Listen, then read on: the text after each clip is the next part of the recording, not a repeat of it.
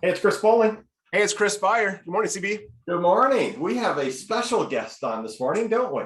Yes, we've got Ross Teemant, who is the CEO of Eagle View Behavioral Health in the Quad Cities. Ross, good morning. Thanks for joining us. Good morning. Good to see you both, Chris and Chris. We greatly appreciate you taking this or time out of your busy schedule. Once again, we're through May, we've been trying to focus on mental health awareness, and no one better other than yourself to ask to be on Chris and Chris LinkedIn post. And so tell us about Eagle View Behavioral Health. I know you started, was it 3 or 4 years ago, Ross? So Eagle View has actually been open since June of 2020 is when we opened doors for patients. Okay. So we opened in the middle of a worldwide pandemic. Yes. And part of that worldwide pandemic has kind of blown open the recognition of mental health and mental health challenges. Yes. For what you might call the everyday consumer, and the understanding that any single one of us could experience symptoms of mental health issues given the certain stressors in our life. So, having Eagle View here and opening during a pandemic, while that had its challenges and bumps, certainly came at a good time to be able to serve the individuals in the Quad City. Yeah, very, very timely. And I think it's, the pandemic has certainly put a spotlight on mental health and just the conversations that we're having now where, Chris and I talked a few weeks ago where it just wasn't something you discussed. It just wasn't something you would even bring up, where now it's in the forefront. And with Eagle View in the Quad Cities, what types of services are you providing as, you would have patients that would need care? Sure. So I'll just walk kind of from front door to back. We offer complimentary assessments 24/7 for individuals who are seeking care for their psychiatric needs or their mental health needs. And from that assessment, an individual could go to one of our outpatient programs, which we have a partial hospital program and we have an intensive outpatient program. Or they might also need inpatient services. So we have inpatient adult and inpatient adolescent services that are nurse monitored 24/7. And the individuals would see a psychiatrist and have a treatment team that helps them to not only identify the signs and symptoms of illness, but to put a roadmap in place for how to manage that in an ongoing way beyond the crisis. Wow. I think that's got to be an important component too, is the ongoing care. It's coming, I guess that'd be the question, coming out of Mental Health Awareness Month. I mean, we want to focus on that in May, but this is something that should be a focus year round. How should we as just, individuals in the community focus on mental health throughout the course of the year rather than just 1 month? What advice would you have when it comes to that topic?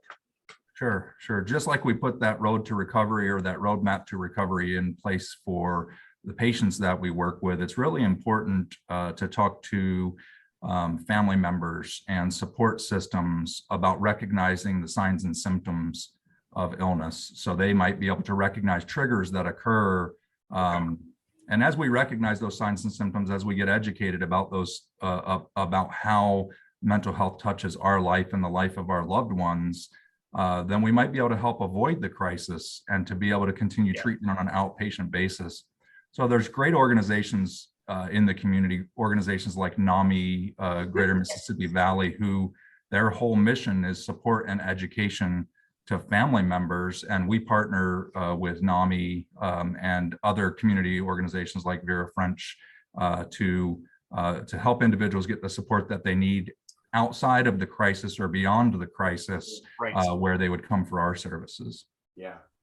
Well, one of the great things, Ross, I think that came out of the Affordable Care Act was recognizing that mental illness should be treated as any other illness, where prior to that, there were, all kinds of limitations. And that's one of the many good things that came out of that, is that now we're not restricted to, you only get 5 visits or you only get 7 days inpatient, where now, we have finally realized that this is no different than a heart attack, no different than diabetes, right? It is something that has to be treated the same as. So that was, once again, something very, very positive. So Tell us a little bit about Eagle View. Where are you located?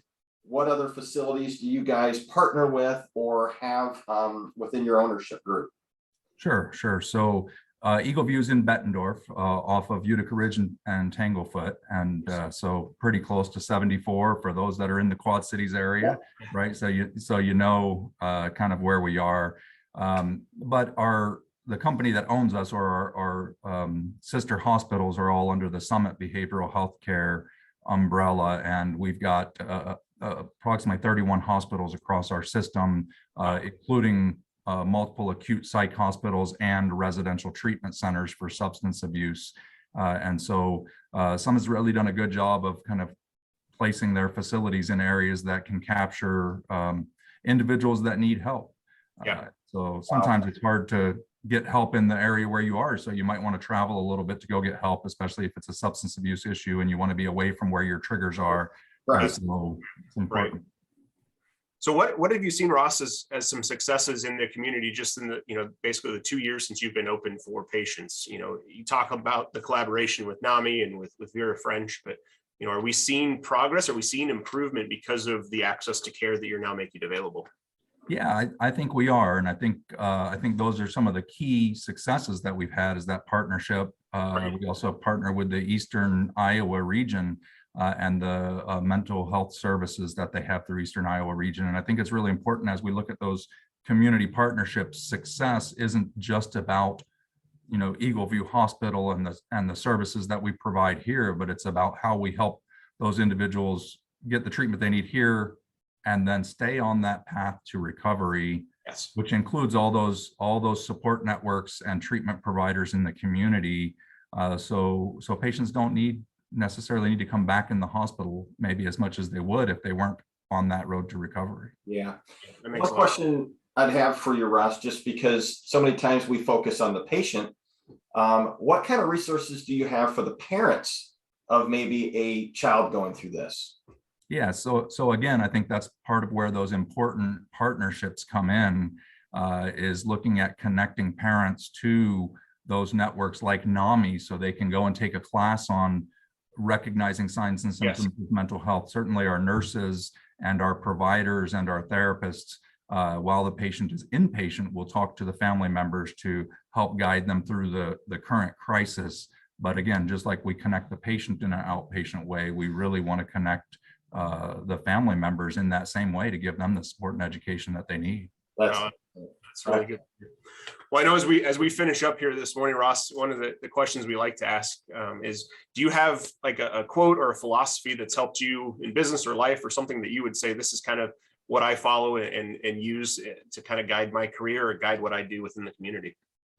Wow, I think that's a big question, and there's probably a lot of ways that I could go with that. But as I do orientation with our new employees, one of the things that I talk with them about, and that's important to me, is staying connected to our why and staying connected to the passion that drove us into the field.